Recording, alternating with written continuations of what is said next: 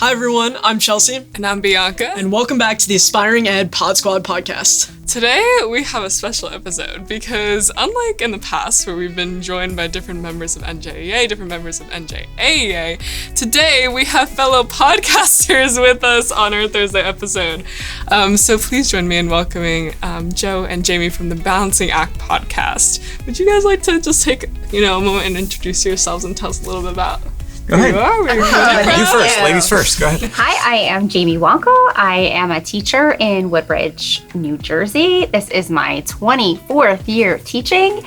Yes, thank you very much. Thank you. And most of my career has been in middle school.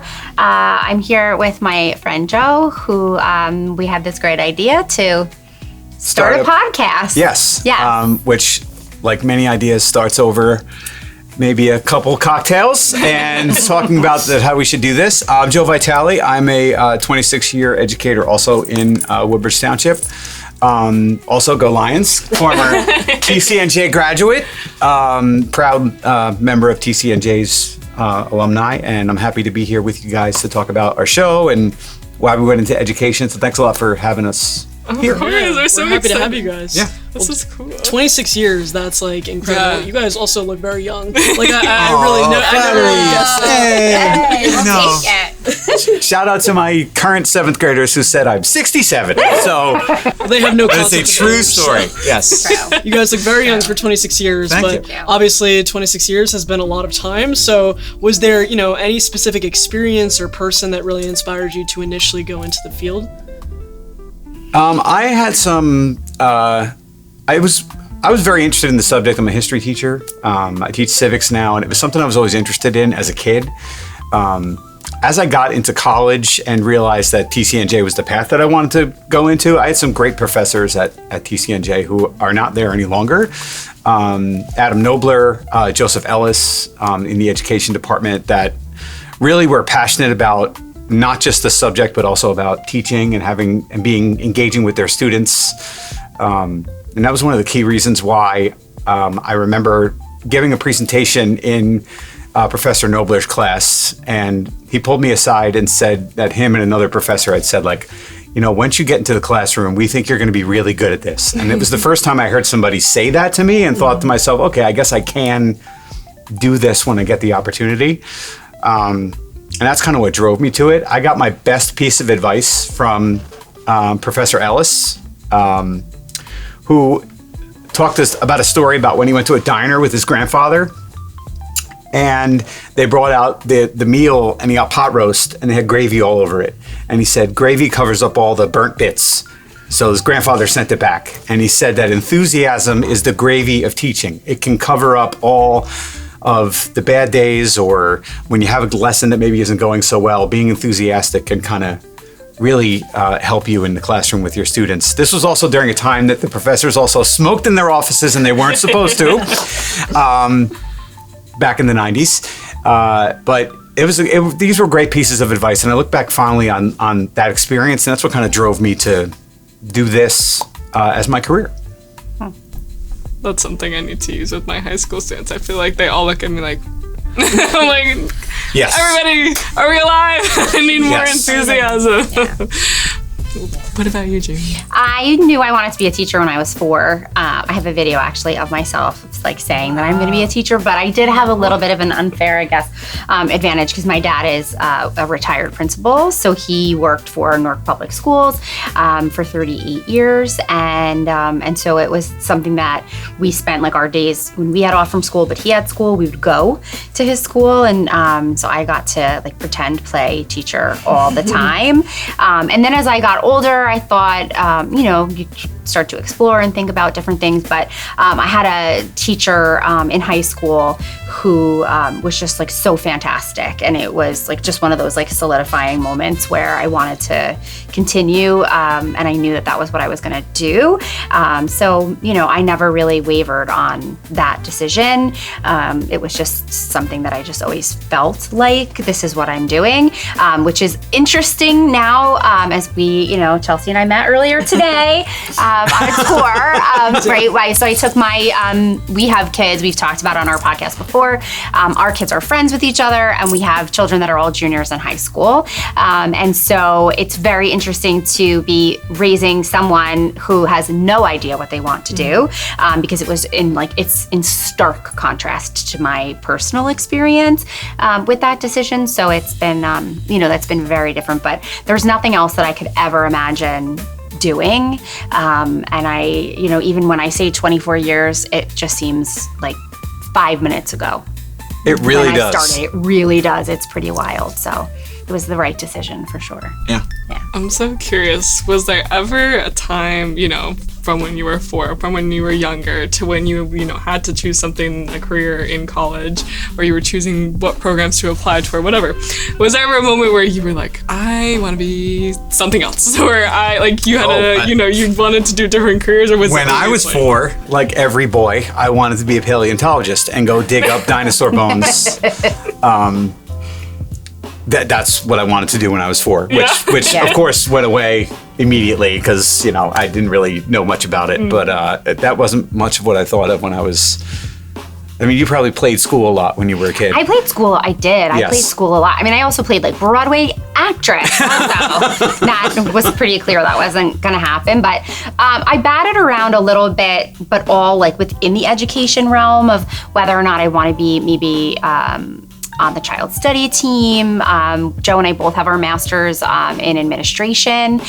So for a while it was like, oh, I could do that. But everything was within the realm of education. It never strayed from that for me. It was sometimes different ages of, do I want to, is it elementary school? Is it middle school? Is it high school? And I've been in middle school 23 out of the 24 years, so it's the right spot. But 26 years all middle school. The whole time, yeah. So, yeah. Yeah, so no. That has always been so interesting for me because I think as I've grown up, I've wanted to be with the age group that I was in. So I graduated from middle school and I'm like, I want to be a 3rd grade teacher. And then I go to middle school and it's like, oh, I would love to be a middle school teacher. Then I got to high school, I'm like, no, this is where I'm supposed to be. And then through student teaching, I kind of just realized that high school is where I'm meant to be. But it's interesting how your mind always shifts to different places. Yeah, I've thought often, I'm kind of at a point in my career where I've thought at some point, because I'm at the, I don't, it's not the declining part, I'm not on death's door, but I'm at the end of my career, right? And I've thought about what opportunities might be out there for me, in the district that I work in, because I grew up and live in, and my kids go to school in the district where I currently work. So I've been there my entire life. I have a huge kinship to, making your community the best place that it can be. And giving back as in whatever way possible. But I've thought about what opportunities might be there for me at a high school level, teaching high school. I know there's some courses, some electives that I've looked at. I'm I really would like to teach that towards the end of my career. One of them that our district has called Tomorrow's Teachers, where kids go out in high school and they go to elementary schools and middle schools and they learn about the profession if it's something that they want to do when they go to college. And I think that that's something I'd gravitate towards and be good at. So that's something I'd maybe like to do as my career moves along. And not that I want to give you unsolicited advice, but that's also good to remember. You may be in a spot where you're teaching high school for a while, but then want to shake it up and do something different because things sometimes get stale, or you want a different opportunity, or you just need a fresh start. There's always those kind of opportunities, especially in our profession now. So it's funny that you mentioned Tomorrow's Teachers. I work with a lot of those students over the past few summers at the academy that we used to have at TCNJ. So yeah, and my son is taking that course next year. And he's like, well, I might want to be a math teacher. I don't really know. I was like, well, what better opportunity than to take a class and go into different classrooms, and then you could realize before you go to college, this really isn't for me. Or maybe it's something that you really want to do, and that might motivate you even further, right? So, using those opportunities even as a student are beneficial to figure out, well, is this the right fit for me? That's a good point, though, because you talked about, like, your kids aren't quite sure yet exactly what they want to do, and that's totally understandable for that age. Like, how are you supposed to know, right? Like, you might sort of feel a calling from early on at the age of 4 and have a video of it, but not everyone, feels that way, so it could be difficult to figure it out. But I think that's a good thing to keep in the back of your mind, and, for anyone listening, too, if you are considering going into education, there's multiple paths, and you can always have changes in your career, right? Like, you're never stuck in one place, you're never stuck in the same classroom, especially now with so many openings across the state, across the country. There will always be an opportunity for you to shift and move and change if you feel like you need that. If you're at a grade level and it's not working out, you want to try something different, like, there is always a chance to move. You should never feel sort of stuck in the same place. So as opposed to going into a different career where maybe you're sort of just streamlined, maybe working for the same company for X amount of years, like, we do have the opportunity to move it around a little bit and figure something else out if, like you said, it's getting a little stale. Yeah. Or going into be a guidance counselor, or working as a curriculum specialist, or moving out of the education field in a different avenue and working for a textbook company, or like, there are different avenues now, which I think are good because it gives people a little bit of flexibility, but also the experience that we have in our professionalism also allows us to be able to be good in those roles, right? So that's something to definitely remember. Yeah.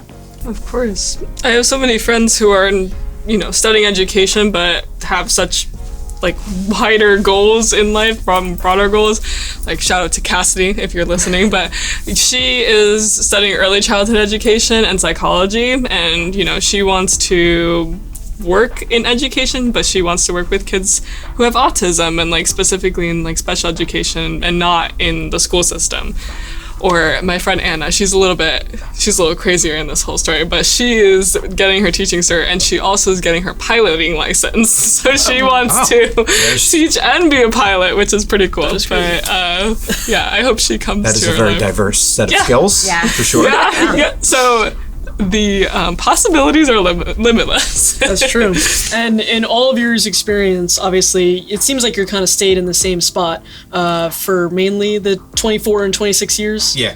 Okay. I've been in, there's 5 middle schools in the district I work in, and I've been in 3 different middle schools for various reasons. I changed to go to a different school because just needed a change. I was moved to a different school to do some technology stuff for a little while, where I was like working half-time and doing technology professional development within the district, because I had to decide, like, I didn't grow up with having computers in the classroom, and I had to decide, like, do I be a dinosaur and not evolve, or do I learn how this stuff is going to impact education and then figure out how to help my colleagues integrate it into their classroom? So I did that for a little while.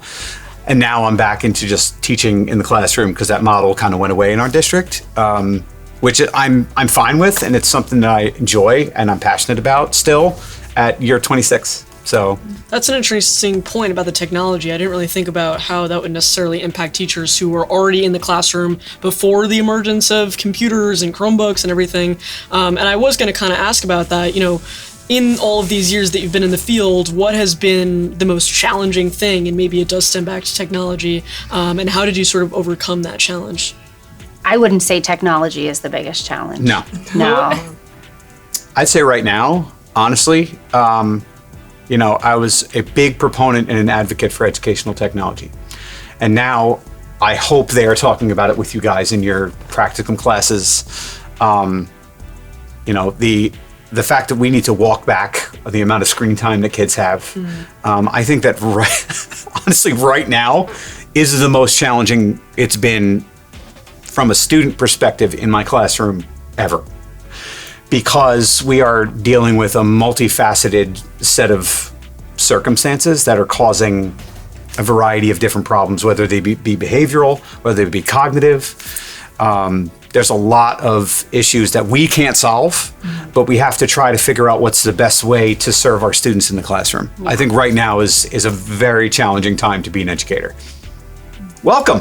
You're gonna walk right into it. Knowing that, like, what is your biggest piece of advice for someone who, has been hearing this? I mean, that's nothing new to us, but, someone who's thinking about going into the field and they're hearing the same type of messages from other people, what advice, would you give them to sort of calm maybe any nerves that might come with that?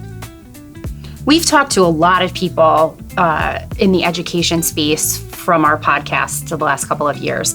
And I think that probably the best thing is if you are starting out as a teacher and you get to a school and you don't feel like it's the right fit for you, if you don't feel like it's the right space or the right colleagues, because that can really make such a big difference, don't leave the profession. Find another space, find another school, find another spot, maybe a different age group, maybe just a different environment.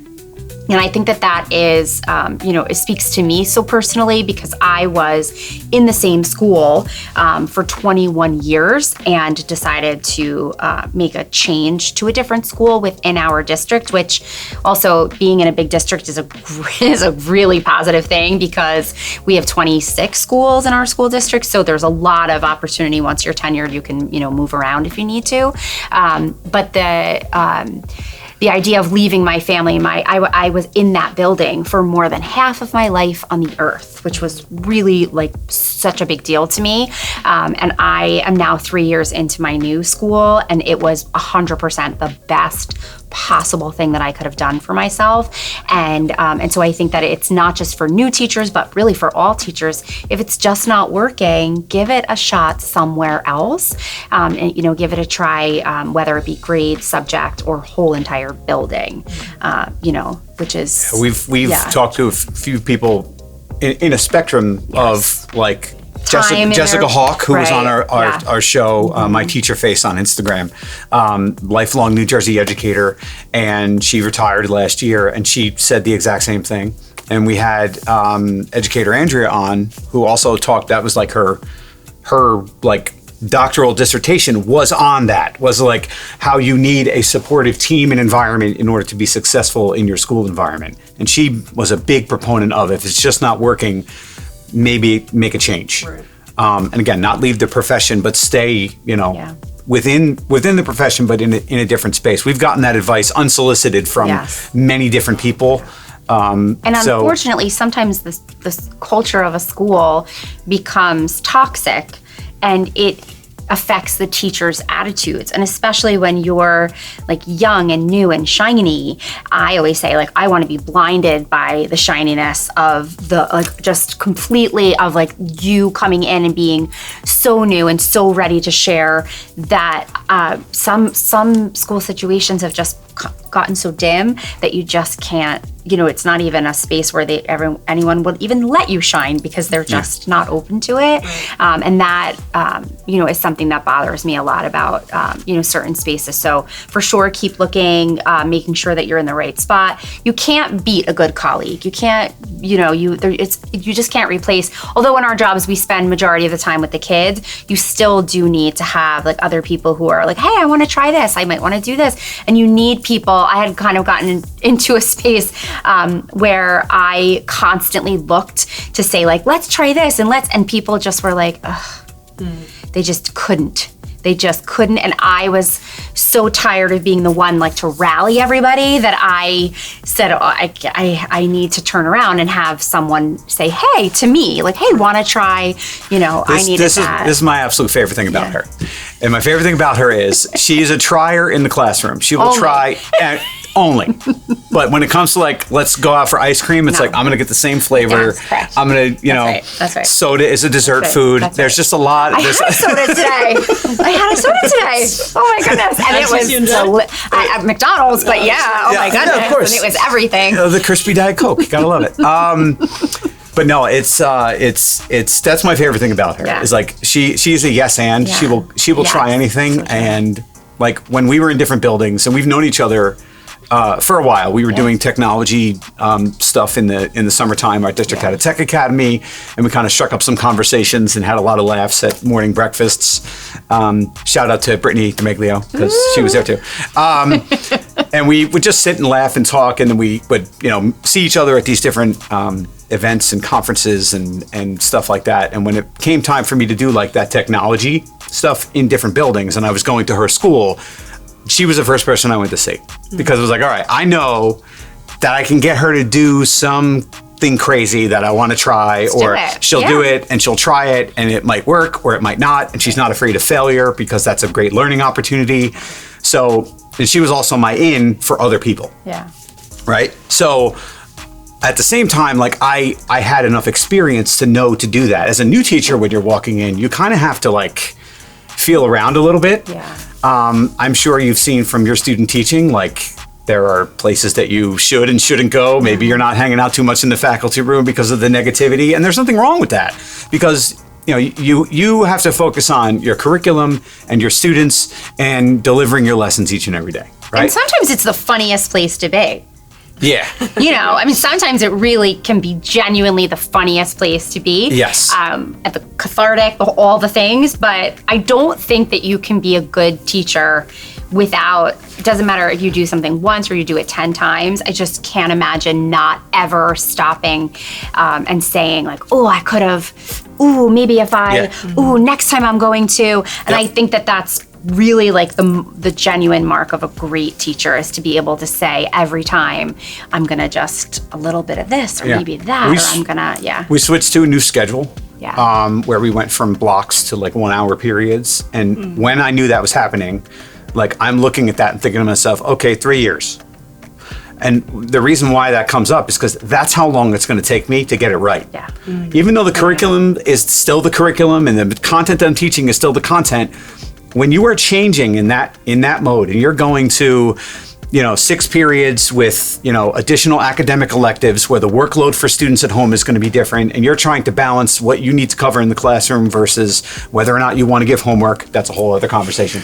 And don't do it. Don't do it. And all the things, like I knew like it's going to take 3 years. And there were people that were going to get getting so frustrated. Like the kids weren't grasping things as quickly, or they were having trouble with the pacing, and it's like no one is going to be an expert in this. When you step into the classroom for the first time and that door shuts and you are alone and there's no cooperating teacher, like that's when it starts. It's so exciting. And that's when it starts, and the clock starts ticking.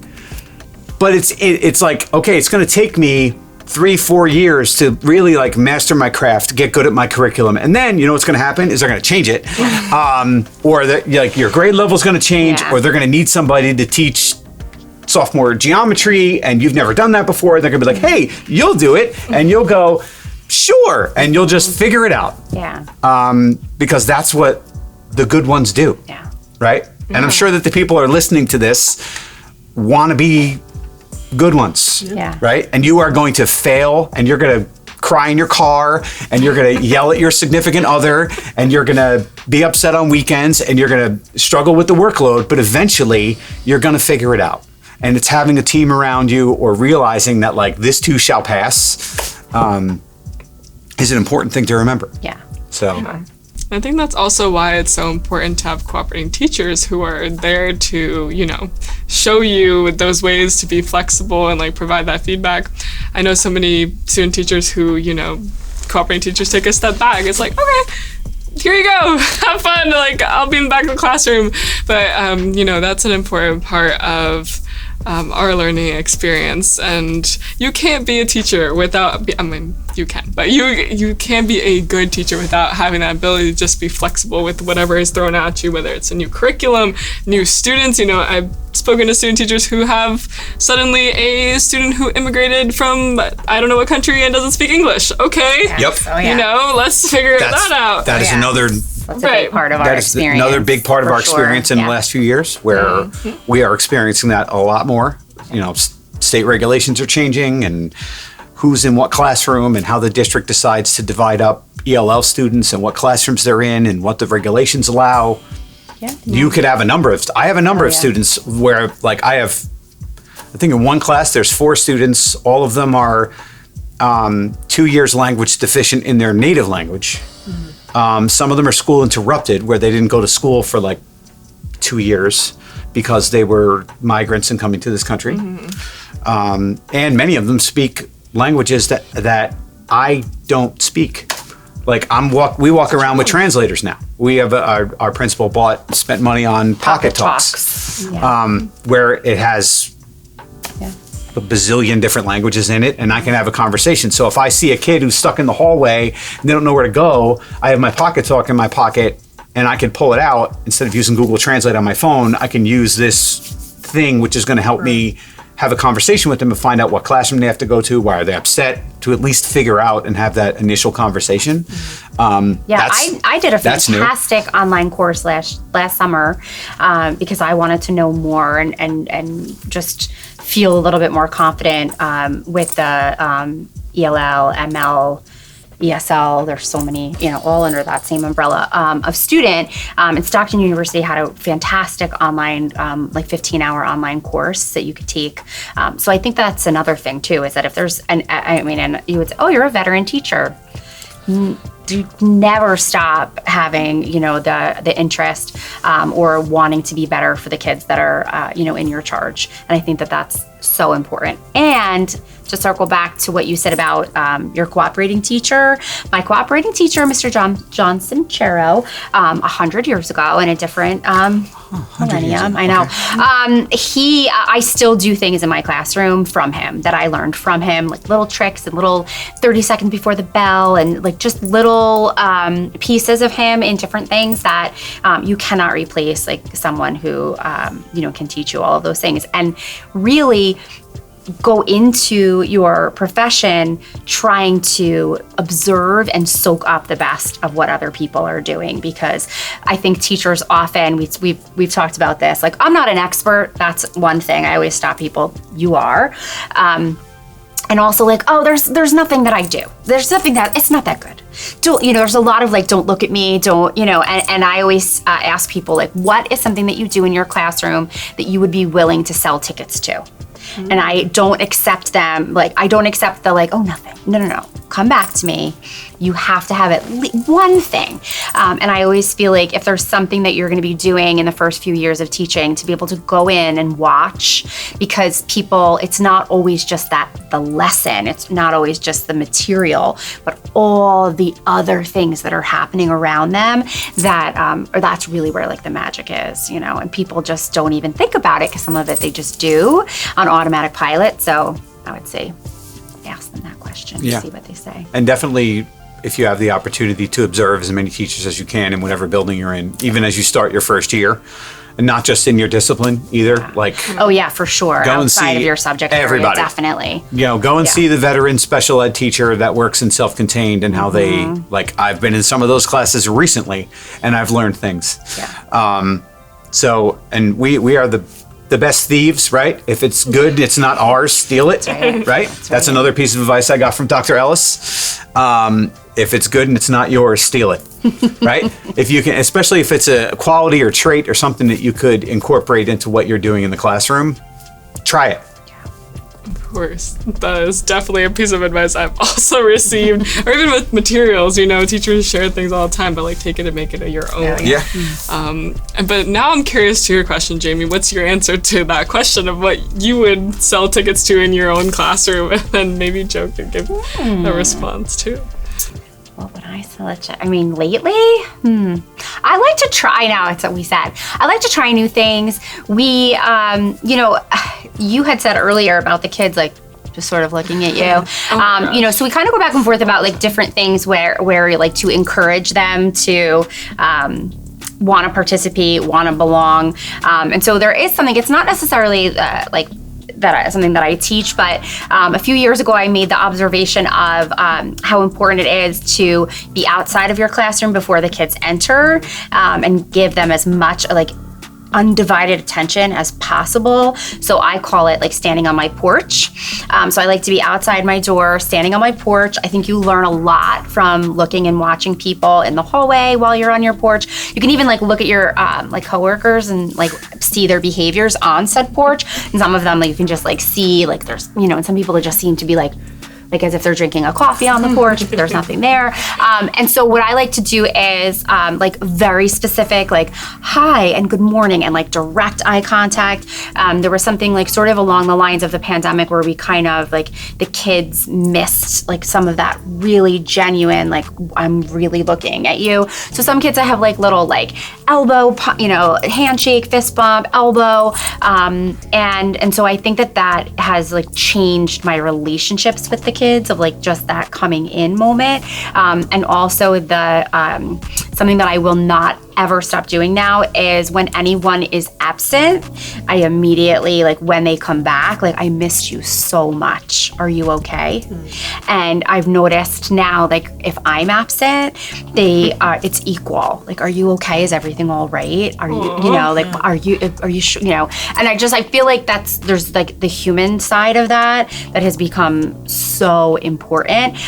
Whereas like before, I was like busying there's always something to be done, but that undivided, like the two of us together, I just think that's just invaluable. So that's a great piece of advice. I mean, just if you're showing compassion, then it's likely you're going to receive it back. Yep. And I love that idea about the porch. I'm definitely going to call it. That's so cute that you're like, standing on your porch. I love that. Yeah. I do that by the door. I don't stand outside, I stand in the door, but that's a great tip to stand outside the door to also watch like hallway interactions. But usually I just tell the kids, I'm like, okay, I like greet them like hello, and then some of them just walk right past me, so I have to say louder like hello. Yep. That'll continue. And I was like, I immediately tell them like phone on the wall, put your phone on the wall. And there's some that I think definitely like, and I can recognize now who's not comfortable with like certain types of communication, but they won't walk past me. You know, they even if it's like, what's up? You know, like just a little like, hey. And some of them it's more quiet, some of them we can be more, boisterous. It just depends on like, their personalities. But another thing, like it was so quiet after the pandemic for such a long time. So when I'm on my porch, like I really do like that they're in the room and they are chatting and they are interacting. And I mean, and they know, what they can and cannot do. But I love, like, I give them like a good minute to just walk around, talk to each other, check in with each other. I love to look, because for a long time it was like just mask sitting, no one talked to anybody. So I kind of I let that be for like a good minute at the beginning of class for them to, and then we settle and we're good. Yeah. So, yeah. What about you? I think probably be two things. Number one, I think I have a very good rapport with my in-class resource teacher right now, because we have a lot of students with special needs. I think that the way that we've organized class to have kids up and moving, doing different station activities wherever we can, the way that we can sometimes play good cop, bad cop with each other, I think would be good for others who struggle in that area to see. I think the second thing would just be, the engagement with students on a regular basis, just like what Jamie was saying. Making sure that you're asking them the little things, like, oh, you were away at your soccer tournament this weekend. How'd that go? Mm-hmm. Or, what did everybody do this weekend? And having a little conversation. There's nothing wrong with starting your week that way, or starting your day that way, or talking about something that's happening, or asking them if they, saw something on the news that they want to talk about. Because right now I'm teaching civics, and it's been an interesting year. So there's just been a lot of, kids really being more in tune with what's happening out there in the world and having those discussions, which I think is important, where I think some teachers it's content, or there's too much of a reliance on the technological component, where we're coming in and the headphones are on and we're working on that puzzle, or we're playing a game on the computer. And I don't necessarily know if that's the most effective way of using class time. So those are things that I think I would sell tickets to. Yeah. Well, these are all like amazing tips and advice. Yeah. I feel like some of the pieces we've had here have been like some of the best pieces of advice we've had on the show at all. So thank you for giving that. But obviously, we also want to talk to you about your podcast. Yeah. Hey. One of the reasons as to why we're together. So if you could just like introduce to us, what is the Balancing Act? Why do you call it that? What exactly are the main messages of your show? The Balancing Act is our passion project. Yes. And it started over a series of chats that we had about, being full-time working parents with multiple children.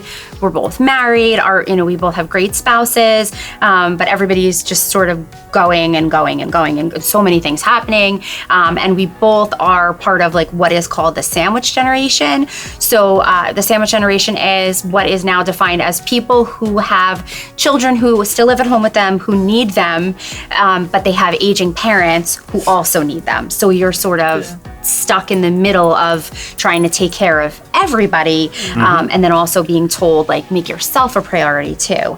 And so we decided that we would have on the podcast, we talk about parenting and what it's like to be, an educator all these years, and also what it's like to care for aging and really parents with many ailments of varying degrees. And so we also found that from some of the conversations we had with just our coworkers in the building that we were in, is like, sometimes you feel like you're the only one on the river rowing in that direction, when really everybody's rowing in that direction. Right. They're just all in their own boat, and everybody is kind of like, oh, this is only happening to me, but really it's happening to everyone. And there's multiple people that have, multiple kids and parents with health issues, or they've lost a parent recently. But I get to do this with somebody, honestly, that I admire. I think she's very, very good at what she does. I've enjoyed being in her classroom, doing projects with her. But at the same time, like, I probably don't laugh with anybody more than her, just because, like, we share a ridiculous sense of humor. And we just decided to create this show that we thought, I know it sounds hokey, we want to help as many people as we can. We want people that are 25, 26-year educators to be able to listen and find something like, hey, that's happening to me too. And we want people like yourselves that are just coming into the profession that are going to listen to us or our guests and hear some of the things that we talk about and say, oh, that's happening to me too. Like, we want people to understand that there's a lot of relative content in the classroom and outside of the classroom. And you may not be there now in your career, but eventually you may have aspirations to get married, start a family, have your own children. How do you balance that? How much do we talk about work-life balance in our careers at this point, and trying to find, a way to make sure that scale is equal, which is difficult. It's challenging. And it's something that we talk about. It's something that we talk about with our guests. And we try to make sure that we run the gamut of as many people as we can that are going to hit as many possible topics as we can. Right. So I know we talk about a lot of, like, specific themes, but, like, one of them is definitely, like, the secret level of parenting that we've unlocked, which is you have to parent your parents and be like, no, you can't go on the roof and fix the shingles because you're 82 and unsteady and have vertigo and you need to hire somebody. So that's me talking to my father, telling him, like, this needs to stop now because I know you're proud and I know you're stubborn, but, like, you can't. And we're at a point where you're parenting your children, but you're also parenting your parents. Right. And we're not the only ones that are doing that. Right. So we try to create a show and create content that's going to be, engaging for our listeners, but also hopefully help as many people as we can. And it's helped us a lot. It has. And honestly, it honestly has. I've learned a lot from a lot of the guests that we've had on, where you're done and you're like, wow, I really have some more research to do. We've had people on that talked about relational aggression, because we've dealt with, like, mean moms and mean dads, and what our kids experience. You also experience that as an adult. It doesn't go away. We've had, psychologists on the program talking about, mental health. We've had, social media influencers. Like, I know you're having Nick Ferroni on your show very soon, which he was when we decided we were going to do a podcast, I went and I'm a face-to-face person. And I said, I follow you. I love your content. I love your message. We're going to do a podcast. We are literally just starting. We have 0 followers and I would love to have you on as a guest at some point. Would you be willing to have a conversation with me? And he said, absolutely. Let's do this. He was the first person to say yes. Yeah. And every person that we've asked, some people are too busy, and rightfully so, but, like, when we get people and we go into their DMs and send them messages, or we're commenting on social media, like, people are willing to say yes and say, you know what? Yes, we want to be a part of that show. We want to talk to you about what the state of education is. We want, we've had people, not that we're bragging, with 50, 60, 70,000 followers that are on our show. They're like, the only reason they're on it is because they're like, hey, we like your message. We think our listeners would like it. We're small and mighty, but we're growing every day. Be a part of our show. And a lot of people are willing to say yes and take a risk. And we can't be more appreciative of the people that have been on. Yeah. So if anyone's looking to start something, take a risk. Yeah. the worst that it can happen is that it fails, and then we're not doing this anymore. But we're doing it. We're doing it. Yeah. Well, I think we share a lot of the same experiences and reasons for starting it. I don't think we're quite yet at that sandwich generation stage of life. But, we also started it kind of along that line of reasoning to connect with aspiring educators and, to allow for people who have been in the profession for a handful of years to understand our perspectives and experiences, because things change, and, we're trying to uplift the voices and provide a virtual space for, people of our age, but then also just any listener who's interested in going into education or who's already in the field. But yeah, we've had the same experiences of, wanting to invite guests, and you're just shooting your shot, hoping they say yes. With the Nick event, it started out as a joke, and then it turned into, well, why not? Let's give it a shot. Yeah. And now it's happening on Thursday. So, and a lot of like a lot of like the teacher influencers that are out there, some of them that have large followings are hard to get a hold of. Yeah.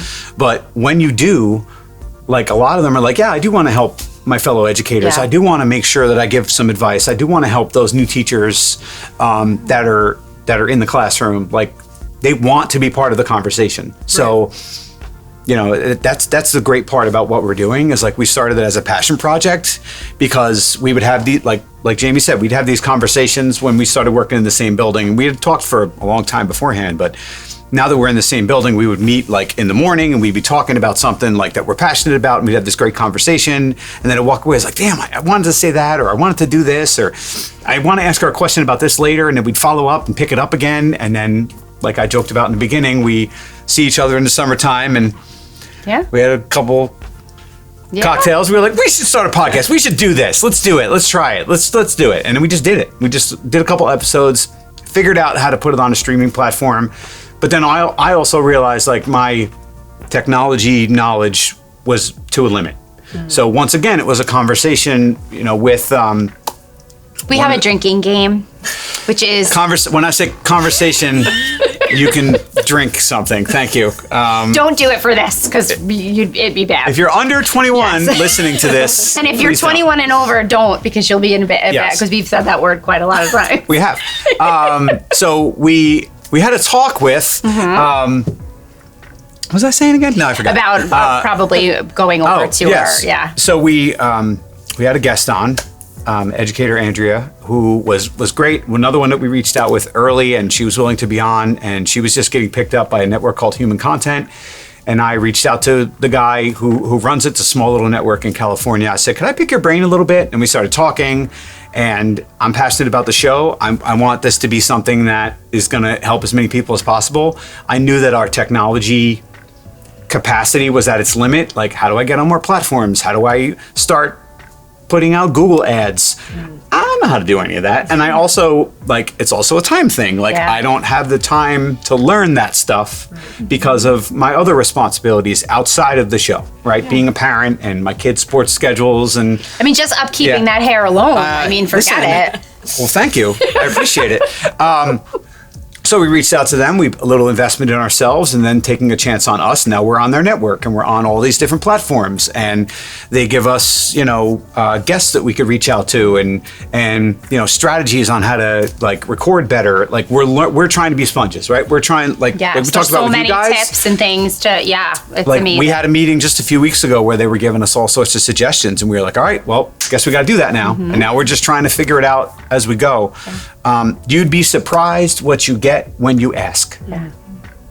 That's why you'd have to be not afraid to ask. Yeah. And just that's right. My wife always says, if you don't ask the question, then you always know the answer.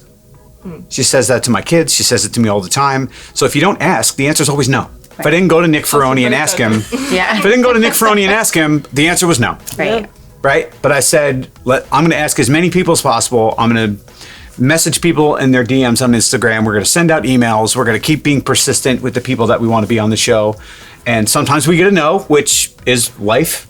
But a lot of times we get great people on that are willing to share their message and help. New educators, old educators, experienced, everybody whatever. In between. Yeah.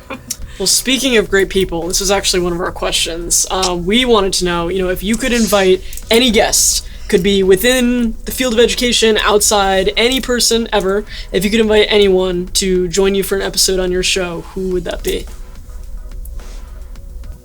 You or me? Do you have your answer? I do have an answer. I've thought about this because we had this question in advance. Yeah. I was like, I had to think about it. Go ahead. And, I know I have my answer too, but go ahead. Okay. Dave Grohl, who is the lead singer of the Foo Fighters and the drummer from Nirvana. I don't know if I know I'm aging myself because you guys looked at me like, who the hell is that? Yeah. Once you said Nirvana and Foo Fighters, So, okay. and A, I'm a huge fan.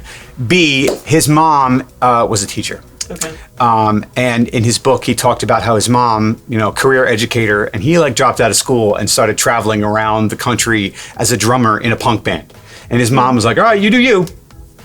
Like, didn't stand in the way of that dream and allowed him to like seek it out, knowing like that's the kind of kid that he was, where like we're career educators. Like if my kid was like, I'm going to drop out and go be a drummer, I'd be like, what? Like, this is not how, like, I just can't wrap my head around how there was very little opposition to that. Mm-hmm. And I would love to have a conversation as to what that was like with, his mom. And it's like it's just a bucket list thing. I got to meet the guy at some point.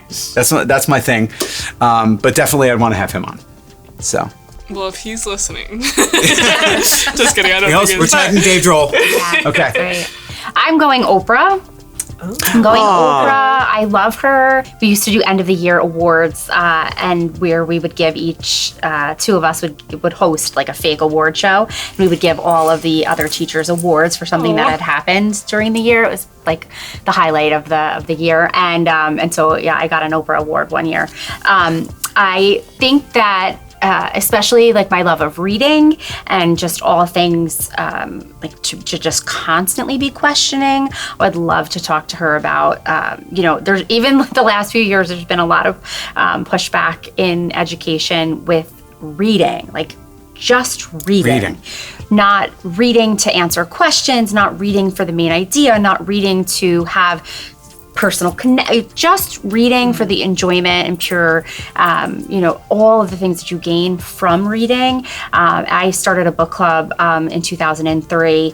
It was like parents, teachers, kids. We would meet like 4 times a year, have dinner together, talk about the book, just the like love of sharing what you gain from the book.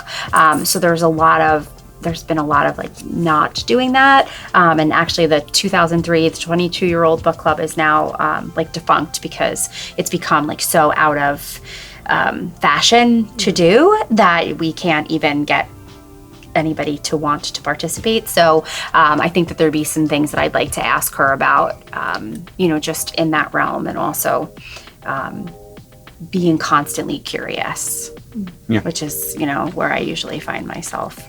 I did reach out to Governor Murphy. Oh, really?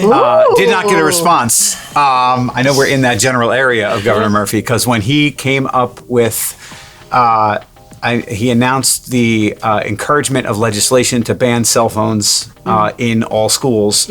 I want to have a conversation about that because I'm a huge proponent of that for mental health, because kids don't have the bandwidth to absorb all the information that's coming into them or even understand what they're seeing on social media and the dangers of it. I'd love to have a conversation about that. So if you're listening, Governor Murphy, again, another shot. Like, I'm going to send an email and I'm going to see if I can get him on the show. He's right down the street. I know, I did send it. I didn't get a response, but that sometimes you take a big swing and you get a big miss. But I'd love to have that conversation for sure. Forget the swing. We'll take a walk. Yeah, we can take a walk. See if he's at the State House building. Go knocking on his office. That would be a good one. And Oprah, at least, like, she's already media trained, talk show. Like, she would do very well on a podcast. Oh, yes. Excellent idea. Well, we do have one question just to kind of wrap up our conversation, and we always sort of end by asking, what advice would you give to an aspiring educator? But more specifically to you guys, I mean, we've learned that really you just have this passion and drive to continue learning and to innovate and to create change. It seems like you're always trying to make something new, and you have a willingness to continue to build even after all these years of being in the field. You're always looking to learn more and to build something new. So for an aspiring educator who sort of aligns with that and sees themselves in you, our question is, what advice would you give to an aspiring educator who's going into education and who's also interested in producing media at some point? I think first I would, especially if you're a new teacher in the classroom, you know, and you want to take the foray into like, you know, posting stuff about your classroom or, you know, making, you know, social media posts and kind of getting in that space, know your district's policies. Yes. Oh, yes. You know, know what you can and cannot do, know what you should and should not show. Don't get yourself in any kind of hot water as a new teacher because, you know, what is the saying? Better to ask forgiveness than permission. Is that what it is? But not in this case. You really need to know like what your district's policies are. Like we often, it's different for us. We've been teaching for 26 years. A long time, yeah. We know that our opinions are our own. We don't, you know, there are times where we might question some of the things our district is doing, but it's in well, I was wondering why we didn't go in this direction instead. It's not, this sucks and I hate it. You know what I mean? Like you can't be in that space. And maybe not even just your district, but your like individual direct supervisor as well. Yeah. Because I think even within a district, there's definitely people that have different positions on that. And also, you know, immediately expect that every child is going to find you. Immediately. And follow, you know, they're going to hear everything you say and see it, and personal, public, whatever it is, they'll find you. Yeah, they will find you. Yeah, for sure. And, you know, depends on, and I think that the idea, and I know like we've talked about this even with your son wanting to go into education, I think there's a lot of like, why would anyone want to do that? Or why, you know, and I think that it's just so important that if that's what you want to do, you go for it and you know, keep it, you know, as positive as you can. And if you're, you know, gonna add on to something with a media component, try to find other people that are like-minded to lift you up, because I think that we've seen it in our space. There's not equal amounts of positive and negative. There's a lot more negative. Yeah. And so we do try to keep it, you know, in a forward motion, you know, and be realistic about the challenges,